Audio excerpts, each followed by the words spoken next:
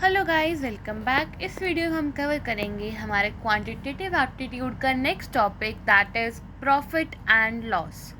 दो टर्म्स है स्टार्टिंग के जो जाननी है आपको। पहले प्रॉफिट, कोई भी प्रोडक्ट को बेचने पे हमें जो मुनाफा होता है, जो गेन होता है, उसको प्रॉफिट कहते हैं।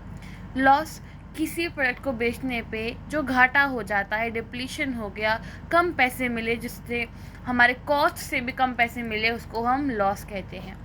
पर प्रॉफिट और लॉस किसी भी केस में एक शॉपकीपर, एक मर्चेंट, कोई भी इंसान कैसे कैलकुलेट करेगा कि कितना परसेंट प्रॉफिट हुआ, कितना प्रॉफिट हुआ, अगर परसेंटेज दी हुई है तो नंबर्स में कितना प्रॉफिट हुआ।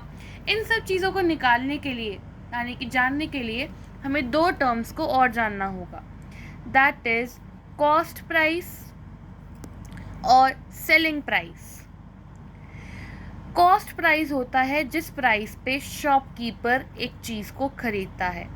एज एन एग्ज़ाम्पल, मैंने एक टीवी खरीदा है, टीवी बनाया है 10,000 रुपीज़ की कॉस्ट में, यानी 10,000 रुपये में वो टीवी बन के तैयार हो गया। जो सेलिंग प्राइस है वो है 15,000, यानी मैंने मार्केट में उसी टीवी को 15,000 में सेल कर दिया।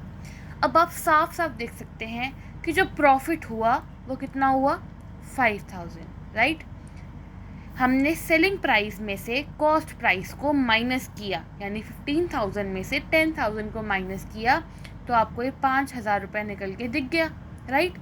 ऐसे ही बनते हैं फॉर्मूलाज, जो आपको टू बी वेरी प्रिसाइजली याद करने का ज़रूरत नहीं है। आप इसको फॉर्मूले खुद भी बना सकते हो, जैसे कि you can write selling price minus cost price is equals to loss या प्रॉफिट। अगर इस आंसर में आपका आंसर नेगेटिव में आता है तो आपका लॉस हुआ होता है, और पॉजिटिव में आया तो प्रॉफिट हुआ होता है। आपको एक लॉस का एग्जांपल देती हूँ। अगर मेरी कॉस्ट रहती 10,000 रुपये की, अगर मेरी जो कॉस्ट है वो 10,000 ही रहती, पर जो सेलिंग प्राइस है मेरे को घाटे में बेचना पड़ा, मैंने 5,000 में बेचा होता, तो मैं 5,000 में से 10,000 माइनस करती और मेरा आंसर आता माइनस का 5,000। तो ये मेरा लॉस होता, and this will be a loss again.